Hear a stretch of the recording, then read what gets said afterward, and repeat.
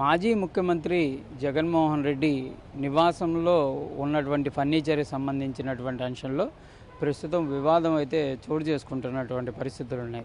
అది ప్రభుత్వానికి సంబంధించినటువంటి గుర్తించినటువంటి నేపథ్యంలో దాన్ని తిరిగి ప్రభుత్వానికి ఇవ్వాలనే విధంగా కూడా టీడీపీ అయితే చెప్పినటువంటి పరిస్థితుల్లో కొంత దానికి సంబంధించి వైసీపీ కూడా ఒక ఆన్సర్ చేయడం జరిగింది. కానీ అక్కడ ఫర్నిచర్ని ఉపయోగించడం పైన సామాన్య ప్రజలు కూడా స్పందిస్తున్నటువంటి పరిస్థితులు ఉన్నాయి. దీనిపైన ఫిర్యాదులు కూడా చేస్తున్నటువంటి పరిస్థితులు ఉన్నాయి. దీనికి సంబంధించి గుంటూరు ఎస్పీకి కూడా నిన్న ఒక ఫిర్యాదు అందడం జరిగింది. సిరిపురపు శ్రీధర్ శర్మ దీనిపైన కంప్లైంట్ చేశారు. అసలు ఆయన ఏమేమి కంప్లైంట్ చేశారు, దానికి సంబంధించినటువంటి వివరాలు ఆయనతో మాట్లాడేటటువంటి ప్రయత్నం చేద్దాం. చెప్పండి, నిన్న అసలు ఎస్పీ గారికి ఏమైనా ఫిర్యాదు చేయడం జరిగింది మీరు? ఇప్పుడు మాజీ ముఖ్యమంత్రి వైఎస్ జగన్మోహన్ రెడ్డి గారు ముఖ్యమంత్రిగా పదవి అయిపోయింది. అయిపోయిన తర్వాత ఆయనకు సంబంధించిన ప్రభుత్వానికి సంబంధించిన ఏ వస్తువులైనా కానీ ప్రభుత్వానికి అందజేయాలి. సుమారు 10 రోజులు అవుతుంది కొత్త ప్రభుత్వం ఏర్పడి, ఎన్నికలు అయిపోయి మరి ప్రకటనలు తెలియజేసి కూడా చాలా రోజులైంది. ఈ సందర్భంలో ఆయనకు సంబంధించి క్యాంపు కార్యాలయం అనేది ఒకటి పెట్టుకోవటం జరిగింది. ఆయన సొంత ఇంట్లోనే క్యాంపు కార్యాలయం నిర్మాణం చేపట్టుకోవటం జరిగింది. ఆ సొంత ఇంట్లో నిర్మాణానికి క్యాంపు కార్యాలయానికి కావలసిన సీలింగ్ రూఫులు దగ్గర నుంచి ఏసీ ప్యానెల్స్ దగ్గర నుంచి మొత్తం అన్ని ప్రభుత్వ ధనాలతో డిజిటల్ పరికరాలు కానీ, ఎలక్ట్రానిక్ ఫ్రిడ్జులు, ఏసీలు, ఎలక్ట్రానిక్ పరికరాలు కానీ, లేకపోతే సీసీ కెమెరాలు కానీ, ఫర్నిచర్ టేబుల్స్ కానీ, అత్యాధునితమైన ఫర్నిచర్, మళ్ళీ అది కూడా లక్షల్లో ఉండే విలువ చేసే ఫర్నిచరు, మన సోఫా సెట్లు కానీ, మరి ఓఎల్ఈడి స్క్రీన్స్ కానీ, ఇట్లాంటివన్నీ మొత్తం పరికరాలతో కలిపి మనం లెక్క కడితే దాదాపు 46 కోట్ల రూపాయల ప్రభుత్వ ధనాన్ని, ప్రజాధనాన్ని ఈ పేద రాష్ట్రంలో ఆయన దుర్వినియోగం చేయటం జరిగింది. అసలే మన రాష్ట్ర విభజన అయిపోయి రాజధాని లేకుండా రకరకాలుగా ఉన్న పరిస్థితుల్లో, యువతకు ఉద్యోగాలు లేకుండా ఉన్న పరిస్థితుల్లో రాష్ట్రానికి ఖర్చులు ఎంత తక్కువ పెట్టి ప్రజలకి అంత మరి సేవ చేయాల్సిన ఒక ముఖ్యమంత్రి స్థానంలో ఉన్న ఆయన మరి క్యాంపు కార్యాలయం కోసం 46 కోట్ల రూపాయలు ఖర్చు పెట్టి చేశాడు. చేసి దాన్ని ప్రభుత్వానికి అప్పచెప్పాలి కదా. చివరికి ఎట్లాంటిదంటే స్టేషనరీతో సహా ప్రభుత్వానికి అప్పచెప్పాలి. ముఖ్యమంత్రి స్థాయిలో ఏం వినియోగించుకోవాలనేది ప్రభుత్వం, దానికి సంబంధించిన నిబంధనలు ఉన్నాయి.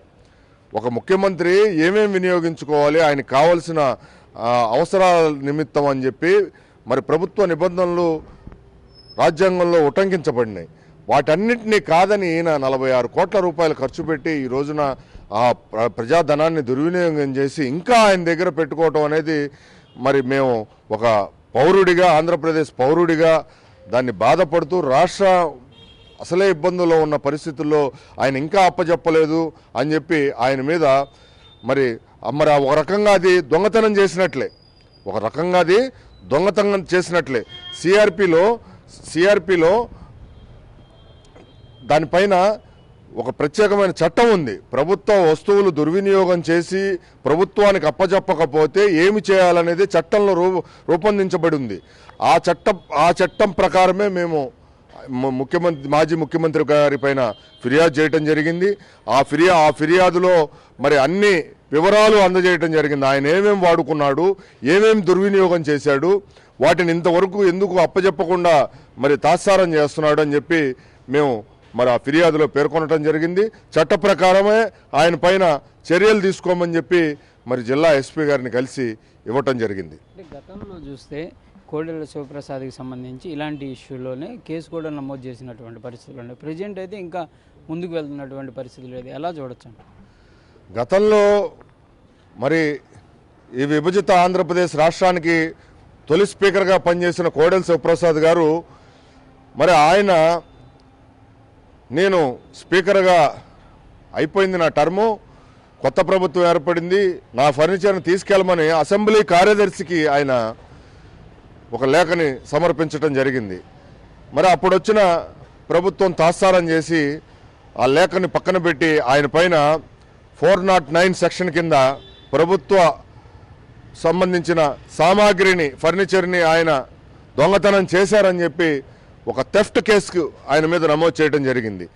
ఆ నమోదు చేసిన క్రమంలో ఆయన నేను ఇంతకాలం నేను ఒక లీడర్గా, ఒక మాజీ మంత్రిగా, స్పీకర్గా నేను ఎంతో పనిచేసి రాష్ట్రంలో పేరు తెచ్చుకున్నాను, మరి ఆ పేరుని కావాలని వైఎస్ జగన్ ప్రభుత్వం నా మీద దొంగతనం కేసు పెట్టింది అని చెప్పి ఆయన మనోవేదనకు గురై ఆయన ఆత్మహత్య చేసుకోవటం కూడా మనం చూడటం జరిగింది ప్రజలందరూ.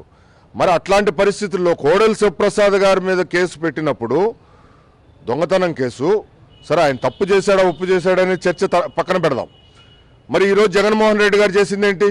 జగన్మోహన్ రెడ్డి గారు కూడా ఇదే పని కదా, కోడెల శివప్రసాద్ గారు చేసిన పనే కదా ఫర్నిచరు, ఆయన వాటి మీద మోజుపడే కదా ఈరోజు ఆయన అట్టి పెట్టుకుంది. మరి అది తప్పే కదా, అదే చట్టరీత్యా నేరమే కదా. ఈ డబ్బులు ఎవరివి? ప్రజల పన్నుల రూపంలో కట్టిన డబ్బులు, ప్రజాధనం, అది ప్రభుత్వ ధనం. మరి ఆ ధనాన్ని మరి వెనక్కిచ్చకుండా ఇవ్వకుండా మన దగ్గర పెట్టుకోవటం అనేది చట్టరీత్యా నేరమే. కాబట్టి వైఎస్ జగన్మోహన్ రెడ్డి గారి మీద కూడా ఖచ్చితంగా దొంగతనం కేసు పెట్టాల్సిందే. ఎందుకంటే చట్టంలో ఎవరైనా అతిథులు గారు, చట్టంలో ఎవరైనా ఒకటే. ఈ రోజున ఈయన వదిలిపెడితే రేపు ఇంకోళ్ళు ఇట్లా ప్రజాధనాన్ని దుర్వినియోగం చేసుకుంటే ఈ రాష్ట్రం ఏమైపోవాలి, నిరుద్యోగ యువత ఏమైపోవాలి, రైతులు ఏమైపోవాలి, ప్రజలు ఏమైపోవాలి, ఇలా మనం చూడాల్సిన పరిస్థితి ఉంది. అందుకని మేము తప్పని పరిస్థితుల్లో జగన్మోహన్ రెడ్డి గారి మీద ఫిర్యాదు చేయడం జరిగింది.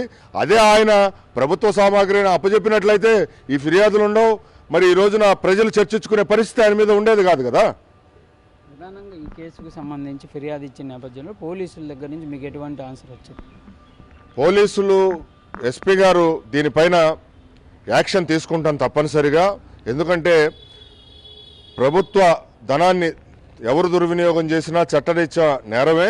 దాని మీద మేము డీజీపీ గారితో ఒక ఎంక్వైరీ కమిటీ వేసి దాని మీద ఎవరైతే నేరం చేశారో అధికారులు, మరి మాజీ ముఖ్యమంత్రి ఎవరైతే ఉన్నారో వాళ్ళందరి మీద మేము చర్యలు తీసుకొని వాటికి సంబంధించిన ఆ వస్తువుల్ని ప్రభుత్వానికి అప్పగించే ఏర్పాటు చేస్తాం.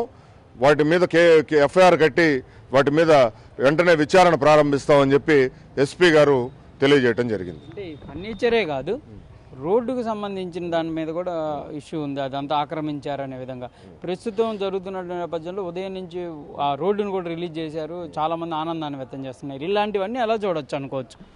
ఇప్పుడు పేద ప్రజలు ఆ కాలువ కట్ట, అంటే కృష్ణానది లెఫ్ట్ కెనాల్ కాలువ కట్ట పైన గుడిసెలు వేసుకొని ఉంటే వారిని దాదాపు అందులో ట్రైబల్స్, ఎస్సీలు, దళిత ఎవరైతే జగన్ గారు చెప్తున్నారో నా ఎస్సీ, నా ఎస్టీ, నా బీసీ అని, ఆ వర్గాల ప్రజలే ఆ రోడ్డు, ఇప్పుడున్న రోడ్డు ప్రాంతంలో గతంలో గుడిసెలు వేసుకొని నివాసాలు ఉండేవాళ్ళు. ఈయన ముఖ్యమంత్రి గారి నివాసం కోసం ఆయన ఇక్కడి నుంచి వ్యూ చూస్తే అంతా నీట్గా కనపడాలి, ఆ గుడిసెలు కనపడకూడదు, ఆయన ఇంటికి ఎవరన్నా వచ్చినా ఏంటి గుడిసెలు ముఖ్యమంత్రి ఇంటి దగ్గర ఉన్నాయని చెప్పి అనుకుంటారేమోనని చెప్పి వాటన్నిటిని క్లియర్ చేశారు. వాళ్ళందరికీ ఏదో కాంపన్సేషను రూపాయికి పావలా అయినా ఇచ్చి పంపించేశారు. కానీ అన్యాయమే కదా, పాపం వాళ్ళు ఎన్నాళ్ళ నుంచో అక్కడ ఇల్లు నిర్వహణ చేసుకుంటున్నారు.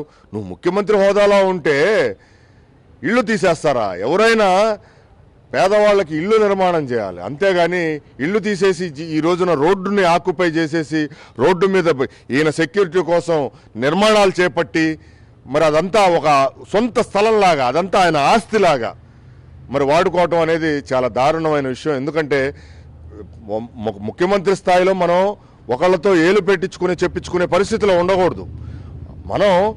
మనం మంచి పరిపాలన అందించాలి, మనల్ని ఎవరు ఏలెత్తి చూపించకూడదు అనే పరిస్థితిలో జగన్మోహన్ రెడ్డి గారు లేరు ఈ రోజున రాష్ట్రంలో. ఆయన ఇట్లాంటి చీప్ పనులన్నీ చేసి ఈ రోజున ఏళ్ళు ఎత్తించుకునే పరిస్థితి ఆయన వచ్చి ఘోరమైన ఓటమి చెందాడు. మరి ఈ రోజున ప్రజలు ఎంత ఆనందపడుతున్నారు, ఎంత సెక్యూరిటీ. అసలు భారతమాత విగ్రహం తీసేశారు. భరతమాత విగ్రహాన్ని ఈయన రోడ్డు కోసం అని చెప్పి, రోడ్డు వెడల్పు చేయడం కోసం అని చెప్పి భరతమాత విగ్రహాన్ని తీసేయటం ఎంత దారుణమైన విషయం. మరి ఆ రోజున అక్కడ ఉద్యమాలు చేశారు ఆ విగ్రహం ప్రతిష్ఠ చేసిన వాళ్ళంతా.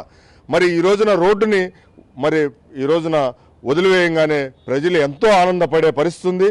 అట్లానే వైజాగ్లో చూసాం, ఒక కొండని తొలిచేసి దాదాపు 600 కోట్ల రూపాయలు, 500 నుంచి 600 కోట్ల రూపాయలు మరి వెచ్చించి ఒక పెద్ద భవనం నిర్మించారు, ఒక ప్యాలెస్ని. ఆ ప్యాలెస్ నిర్మాణం ఎట్లా చూస్తే నిన్న టీవీల్లో చూపిస్తుంటే బిత్తరపోయామన్నమాట. అసలు అది ఈ రాష్ట్రానికి అంత అవసరమా? మన రాష్ట్ర పరిస్థితి ఏంది? రాష్ట్ర బాగోగులేంటి?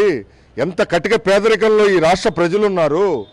పేదరికాన్ని రూపుమాపే మరి ఏదన్నా కార్యక్రమం ఈ రాష్ట్రం చేసిందా అని చెప్పి చూస్తే విలాసవంతమైన, భోగవంతమైన, మరి జీవితానికి కావలసినంత బిల్డింగ్లన్నీ ఏర్పాటు చేసుకొని ఈ రోజున ఒక ముఖ్యమంత్రి స్థాయిలో ఉన్నారంటే ఎంత దారుణమైన పరిస్థితి. అసలు మన రాష్ట్ర విభజన బస్సుల్లో సాగింది. ఫస్ట్ ముఖ్యమంత్రి చంద్రబాబు నాయుడు గారు బస్సుల్లో గుడారాలు వేసుకొని పరిపాలన చేశాడు మొదట్లో.